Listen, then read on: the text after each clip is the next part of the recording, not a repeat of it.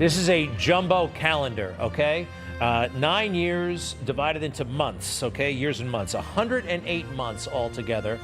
We did this because I think it's interesting when the alleged offenses committed by Donald Trump, when they allegedly happened, as to when he was actually processed or charged. So let's go all the way back to 2016, which is all the way up here. This is where the alleged payment thing with Stormy Daniels, right? Then you got to go all the way over here to January 6th. And then August 8th of 2022, that's when the FBI raided Mar-a-Lago. So they were kind of all over the place, right? Isn't it wild that all the indictments are falling in this 3-month span on the federal level? And you got this one over here, the local, only 2 months separated from the federal indictments. And how many months did they have to choose from? They waited until within less than a year away from the primary. Doesn't that seem suspicious? Isn't that kind of possibly prosecutorial abuse or election interference? I think so. All right, take a look at this. Let's be clear on this point. It wasn't just that they asked for a pause. The president specifically asked me, and his gaggle of crackpot lawyers asked me to literally reject votes, which would have resulted in the issue being turned over to the House of Representatives, and literally chaos would have ensued. Mike Pence, there was a way to do it, and people can disagree about that. I understand, but did you just call them crackpot lawyers? That's something coming from Vice President Pence. Where did he go to law school? It's fine law school, but it's not all that.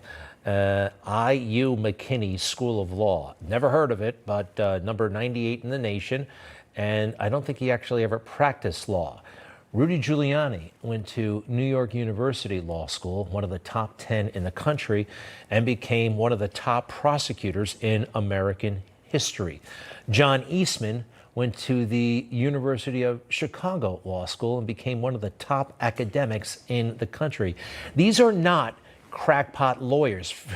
Pence is just mimicking what the mainstream media say. It tells you something about Mike Pence. And here's something else about Mike Pence that really bothers me. You know, he could have told people ahead of January 6th, my only duty and role that day is to count the votes, nothing else. He could have said that out loud. He knew, his mind was made up, but why didn't he tell anybody? I mean, he told Mark Short and he told his daughter. So he's driving over to the Capitol on January 6th. He's pulling up, and we have this from his book. See, he knew what he was going to do. He also knew that nobody else knew. I turned to my daughter and said with a sigh, God bless those people. They're going to be so disappointed. Why didn't he roll down the window and say, hey, I'm just going to rubber stamp the whole thing. Sorry. Again, Mike Pence, that's his position. And he could defend that position. I disagree with it. Donald Trump disagreed with it. People disagree about stuff all the time. It goes to the Supreme Court, 5-4 decisions. He could have said something, and it might have precluded a lot of the strife on January 6th. Some of the candidates and the stuff they're saying about this indictment, I think it renders them ineligible to be the nominee and to be president. This is Asa Hutchinson. I'm sorry, if you can't see this indictment for the political hit job that it is, you're not qualified. But anyway. The voters that Donald Trump has misled. And the indictment talks about that he knew that he had not won the election, but he continued to propagate this idea that he had. He misled his voters. He continues to do that today. I've already been through that about the advisors, Asa Hutchinson, or Ada, as Donald Trump calls him for some reason. It's not going to happen. Congressman Hurd, former CIA guy who's running, I wonder why. His denial of the 2020 election results and actions on January 6th show he's unfit for office. Okay. Who are you again? Just good luck with getting people to know who you are. Here's a guy I like, Vivek Ramaswamy. This is the reaction. This is the reaction. We do not want to become a country where the party in power is able to use banana republic-like tactics to eliminate its political opponents. Yet I'm sad to say that's exactly where we are. The allegations in this indictment fall flat.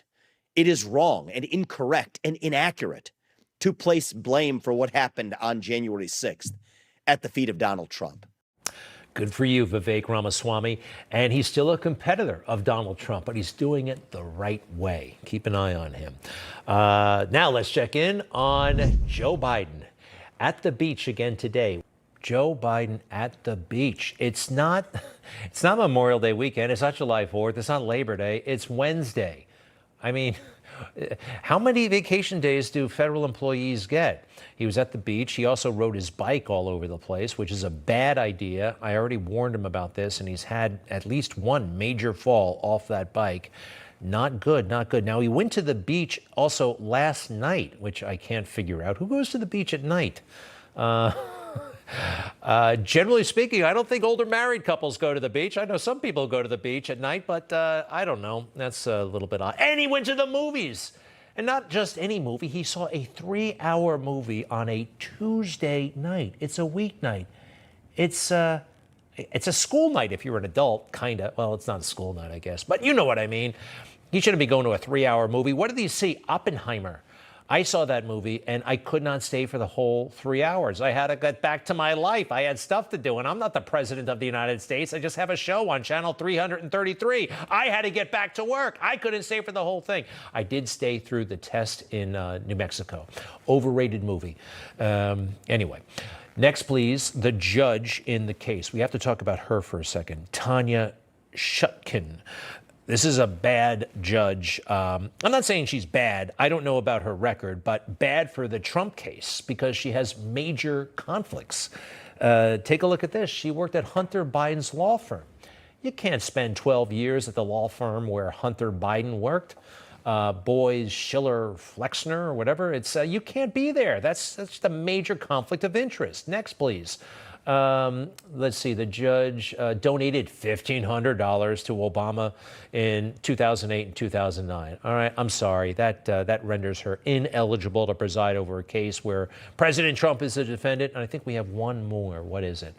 Number 3, she lives in Washington, D.C. Now, why is that a problem? Well, if you watch local news in Washington, D.C., they talk about January 6th. Like it was Pearl Harbor, like it was, here in New York, like 9/11 or Hurricane Sandy. It's something that affected all of Washington, D.C. They're very melodramatic about it. And also, the town is 92.1% Democrat. And according to the Constitution, Donald Trump, under the 6th Amendment, is entitled, all Americans are entitled to an impartial jury. And it's impossible for him to get one in Washington, D.C.